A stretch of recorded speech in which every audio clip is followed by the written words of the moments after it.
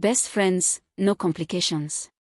Tari and Aini had been best friends since their first year at Emerald State University. They met in a 100-level psychology class, Aini, the loud, bubbly girl from Port Harcourt, and Tari, the calm, soft-spoken guy from Ibadan with a smile that could melt granite. From late-night study sessions to weekend suya runs and hostel gist marathons, their bond was unshakable. Everyone on campus thought they were dating, but they would just laugh it off. "He's like my brother," Aini always said. And Tari?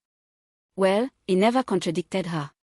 Underneath the friendly banter and forehead kisses, though, was something neither of them wanted to admit. Aini noticed it whenever Tari hugged her a second too long, or when his fingers brushed hers during those Netflix binges. Tari, on his end, often wondered why her voice lingered in his head long after they parted ways. Still, boundaries were clear, best friends, no complications. But the illusion started to crack during the end-of-semester party at the Faculty of Arts.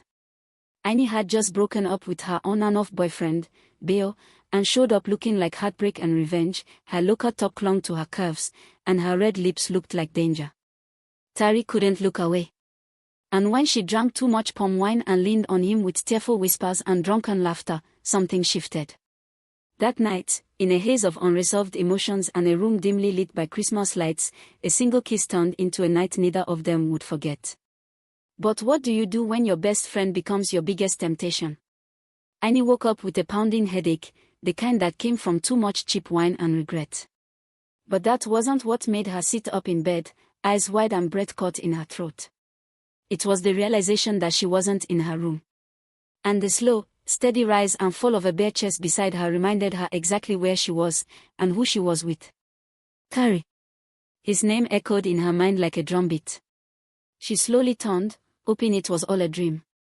But there he was, still asleep, lips parted slightly, dreadlocks messy, his toned chest rising and falling peacefully.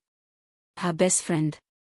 The man whose body she had touched, kissed, tasted, the man she'd seen in a completely new light just hours ago. And the most shocking part. She hadn't wanted it to end. Aini wrapped the blanket around her and tiptoed out of the bed, grabbing her clothes from the floor in shame and disbelief. Her mind was on fire. How did we let this happen? Why didn't I stop him? Why didn't I stop myself?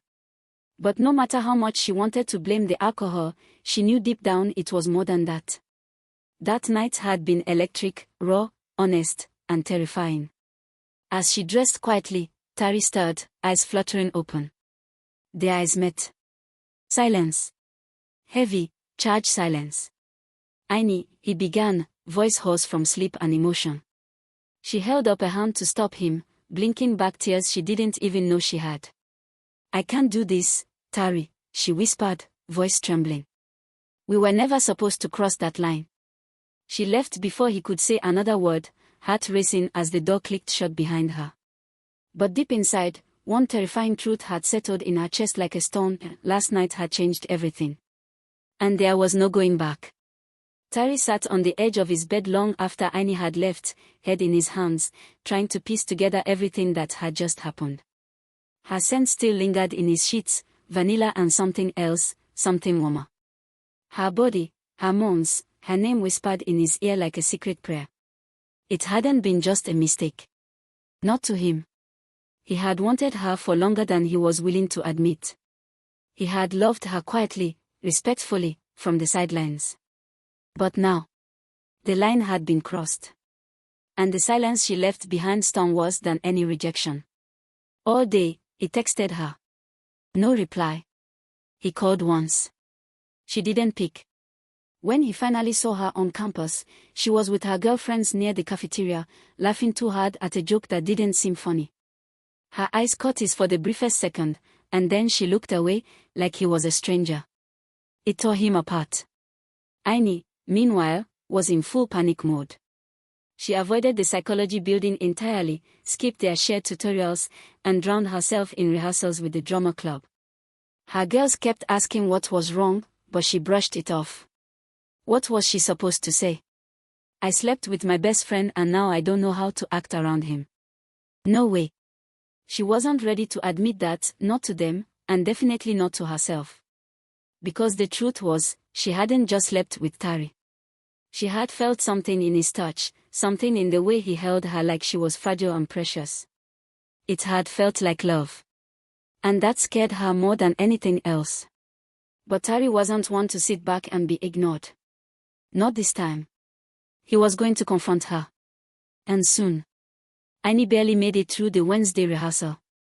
Her lines were off, her cues mistimed, and even her usually patient director, Chioma, was giving her side eyes. But none of it mattered. She just needed to escape, somewhere, anywhere that Tari couldn't find her. But the universe had other plans. As she stepped out of the auditorium and into the humid campus air, there he was. Leaning against a tree in a black shirt that clung to his toned chest, arms crossed, eyes fixed on her like she was the only person in the world. She froze. Her breath hitched. And then she turned, walking quickly in the opposite direction. Annie, his voice rang out, low, firm, impossible to ignore. She stopped. Slowly turned. Tari, please. Not here. We need to talk, he said, walking up to her.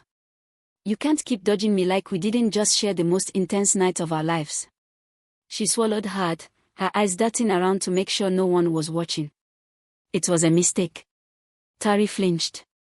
That's what you think? I was vulnerable. Drunk. Hurt, she said quickly, though her voice cracked with each excuse. We weren't thinking straight. I was, he replied, stepping closer. Every second. Every touch. Every part of that night, I was thinking straight. I just didn't think you'd act like it meant nothing. It didn't mean nothing, she whispered before she could stop herself. He took a deep breath, his eyes softening. Then why are you running? Because she was scared.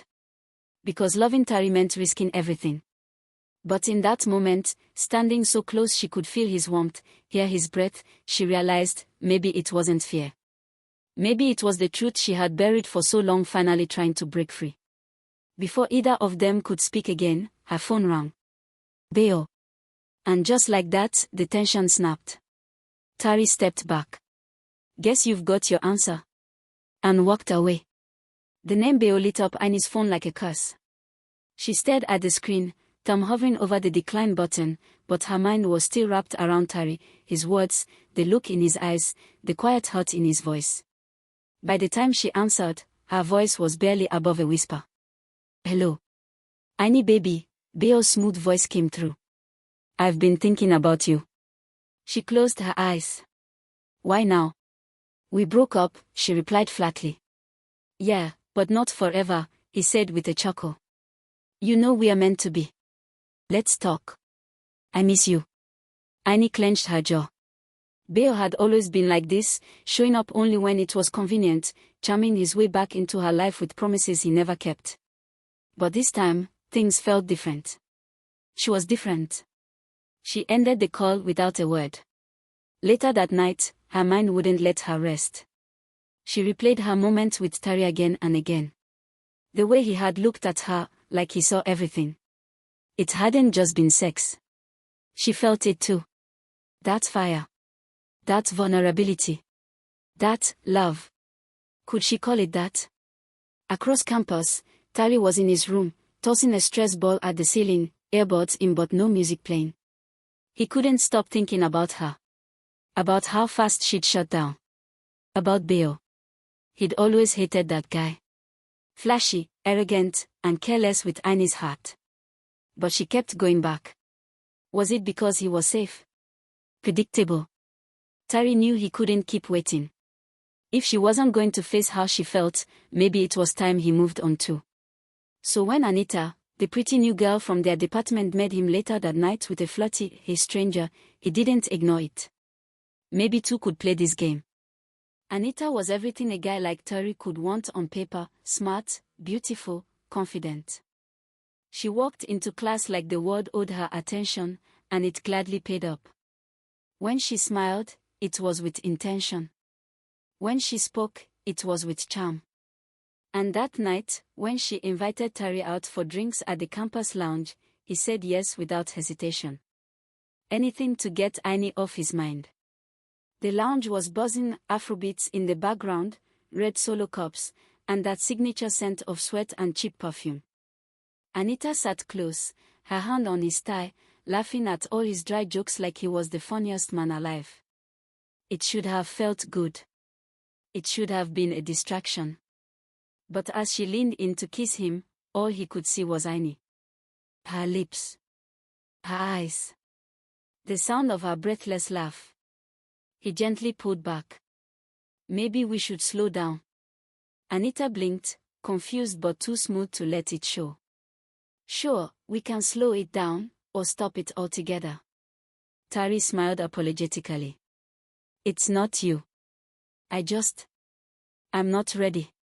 She nodded, stood up, and left with grace, but the rejection hung in the air like smoke. Meanwhile, Aini sat in her room, phone in hand, stalking Tari's Instagram stories like it was a full-time job. She saw the boomerangs of him laughing at the lounge, drink in hand, Anita's face halfway in the frame. Her heart clenched. So he's already moved on. Just like that. She wanted to throw her phone. She wanted to scream. But most of all, she wanted to march to that lounge and pull him away, kiss him, slap him, anything. But pride held her back. Instead, she opened her own camera, posted a fire mirror selfie with the caption. Unbothered. Glowing. Moving on. But her eyes betrayed her. She wasn't unbothered. Not even close. Tari saw the post. He wasn't even looking for it, but there it was, Aini, looking like the sun had blessed only her. Body on 10. Face on goddess. Attitude. Lethal. But the caption. Unbothered. Glowing. Moving on. That was the part that hit like a punch to the gut. So this was how she played. Cold shoulder in public. Fire selfies in private. And still pretending like that night never happened. Tari closed his phone with a sigh and threw it on the bed. He couldn't keep chasing someone who was clearly trying to move on. But deep inside, he didn't believe her act. He knew Aini. Knew her moods, her silences, her tells. That post wasn't confidence, it was pain in disguise. And yet, here they were, stuck in a stupid game of who cared less. The next day on campus, the tension was unbearable. They bumped into each other near the student center, and everything paused. People moved around them, but their eyes locked, hers defiant, his unreadable. Nice post, he said flatly, crossing his arms. Nice night out, she shot back, raising an eyebrow. Anita looked fun. He scoffed. You keeping tabs on me now? Just scrolling through life. Like you, she replied, brushing past him. But Tari wasn't done. He grabbed her wrist gently, and the contact sent shivers down both their spines. You don't get to be mad, Aini. Not when you keep acting like it meant nothing. I'm not mad, she said, voice trembling. I'm confused. So am I. But you're the only one pretending we're okay. Her lips parted, but no words came out. For the first time in days, her anger gave way to something softer. Vulnerability. Then maybe we should talk, she said quietly. For real this time. Tari nodded. Tonight. Just us. Whatever happened after that would either break them, or bring them home. The knock on the door was gentle but deliberate. Tari opened it, and there she was, Aini, standing in the soft glow of the corridor light, arms folded tightly around her body like she was holding herself together. No makeup. No filter. Just raw beauty and nerves. You came, he said, stepping aside. I said I would. She walked in slowly, eyes scanning the familiar room that now felt like foreign territory. The same bed where everything changed. The same air, thick with tension and memories. They sat on opposite ends of the bed, silence stretching between them. Tari, Aini began, her voice uncertain, I've been trying to make sense of everything. That night, it caught me off guard. He nodded. Me too. I don't regret it, she blurted suddenly, surprising even herself. I thought I would. I told myself it was a mistake. But it wasn't. His eyes met hers. Then why did you run? Because it scared me. Because I've spent years calling you my best friend, and the truth is, I think I stopped seeing you as just my friend a long time ago. I just didn't want to ruin what we had. Tari let out a shaky breath, as if he'd been holding it in for days. I've loved you for years, Annie. Quietly. Completely. I thought if I told you, I'd lose you. She reached for his hand, her fingers trembling. So what now? We've crossed the line. There's no going back. Then let's go forward, he said softly. No more pretending. No more fear. A bit of silence. And then she leaned in, resting her forehead against his. Their breaths mingled. Their hearts beat in sync. There was no passion this time, just clarity. Just love. Whatever they were before didn't matter now. They were becoming something new. Together. By the next morning, something had shifted between Annie and Tari, something quiet, but powerful. They hadn't kissed. They hadn't rushed anything. But the air between them was different. It was no longer filled with fear or guilt. It was laced with understanding. And chemistry. Still off the charts. But campus has eyes, and gossip doesn't sleep. It started small, side glances during lectures, whispers when they walked past hand in hand to the cafeteria. People noticed the way Annie leaned into Tari's shoulder when she laughed. How his hand naturally found the small of her back. The connection was unmistakable, even though no one had the full story. Then came the DMs. Are you and Tari, like, together? Wait, didn't you just break up with Beo? Baby girl, you moved on fast. Oh. Annie tried to ignore it, but it burned all the same. Especially when Beo himself showed up outside her hostel. He was waiting by the stairs, arms crossed, sunglasses on even though the sun was going down. Seriously, Annie, he said, tone sharp. Tari. Your best friend. She stopped short. What I do with my life isn't your business anymore. Oh, it became my business the moment people started dragging my name through this love triangle nonsense. She laughed bitterly. Love triangle. You cheated, Beo. Repeatedly. Don't act brand new. He stepped closer. You think he's any different? He's just your rebound. That word hit deep. Rebound. Like her love was just a reaction. Before she could answer, Tari appeared from behind, calm but firm. Back off, Beo. She doesn't owe you anything. The tension crackled. Beo clenched his jaw, gave Annie one last look, then walked off. Annie's chest heaved. She hadn't realized how tense she'd been. You okay? Tari asked. She nodded slowly. Yeah, because for once, I know exactly where I stand. And she slipped her fingers into his. Public. Bold. Unafraid. Let them talk. By the weekend, Annie and Tari were officially unofficial. No social media post. No grand announcement. But their energy made it impossible to deny. They showed up at the department's talent night together, Tari in a black kaftan shirt and jeans, Annie in a wine-collared off-shoulder top that made every guy do a double take. And yet, the only person she looked at all night was him. Tari couldn't keep his eyes off her either. The way she laughed, the way her lips curled when she teased him, the way she leaned into his space like she had every right to be there. And maybe she did now. They sat side by side through the poetry readings and musical performances, sharing popcorn and subtle touches.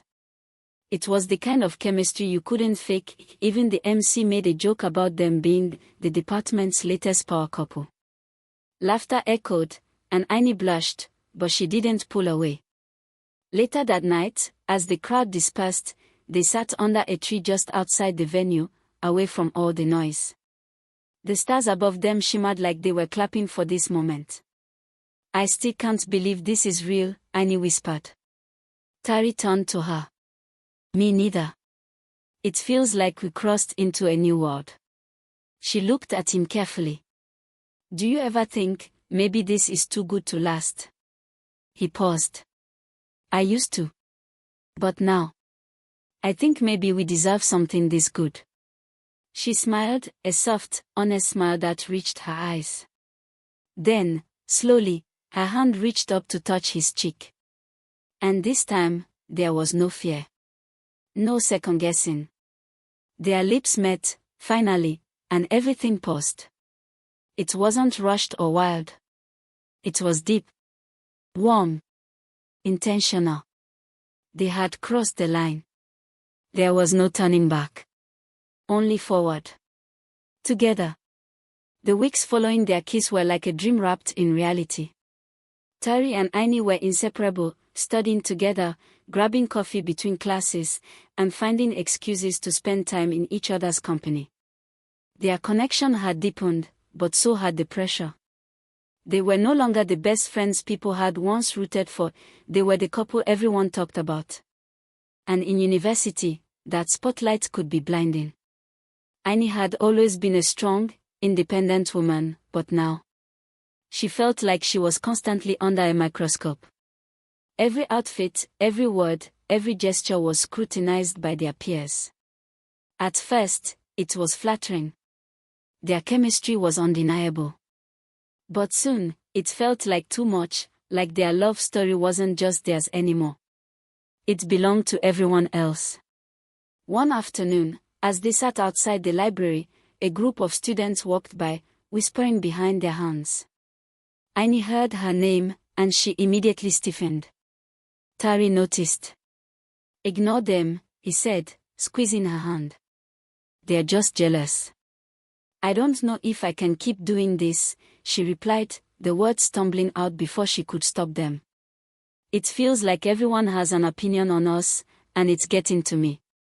Tari's eyes softened, and he reached for her face, gently tilting it so she met his gaze. Hey? I'm not going anywhere. We're in this together. But we don't have to prove anything to anyone. Aini sighed, leaning into his touch. It's not just about proving it. It's about living it, without all the noise. Tari smiled. Then let's make our own noise. The one that matters.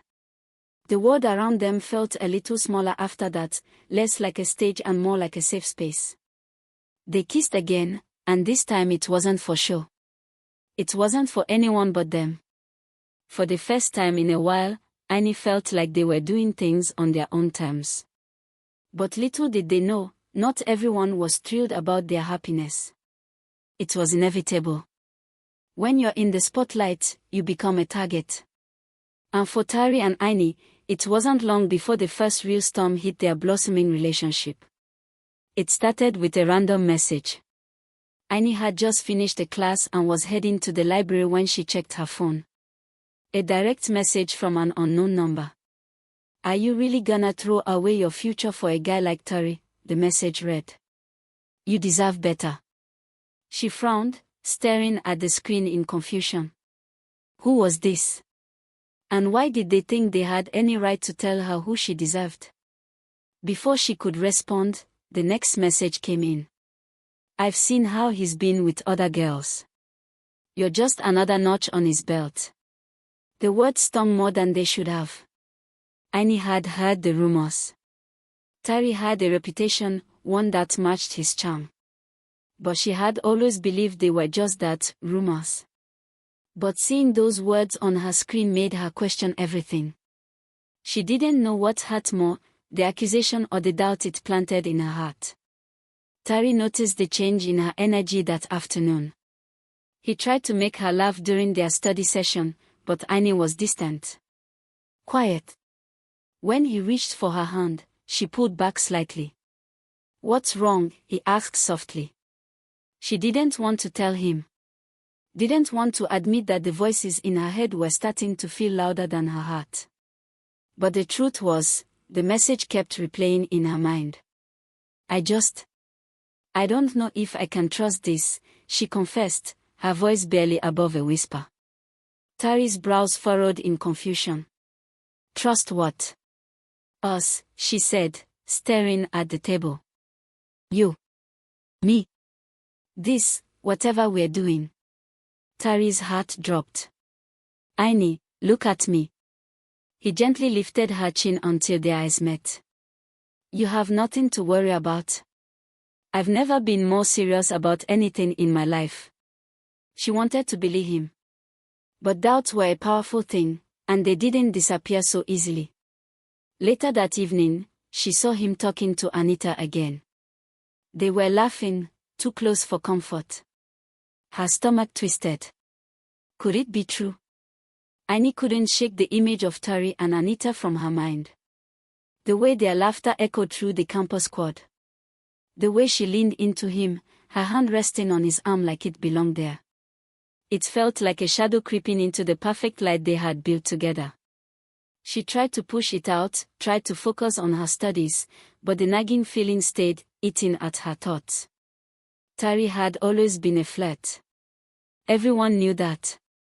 His charm was effortless, and maybe that was part of the reason she'd fallen for him. He could make anyone feel special. But was that it? Was she just another girl to him? The message from earlier still weighed heavy on her. She knew Tari was serious about her, but what if she wasn't the only one he was serious about? Later that evening, after finishing her work, Aini decided to head to the student lounge for a break. He needed air. But as soon as she walked in, her gaze met Beo's. He was sitting with a group of guys, talking animatedly, but his eyes locked on hers instantly. Aini, he called over, his voice smooth and casual. Come have a seat. She hesitated, but there was no avoiding him. She made her way over and sat down reluctantly.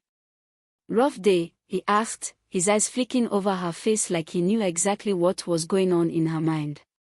Just thinking about things. Beo leaned forward. You know, Tari might be great, but he's got a history.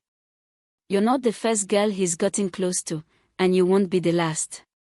He plays with people's hearts, Aini. It's what he does. She recoiled slightly. Why are you telling me this? Because I care about you, he said smoothly. And I don't want to see you get hurt. Aini's mind was spinning. Beo's words, Tari's laughter with Anita, it was too much.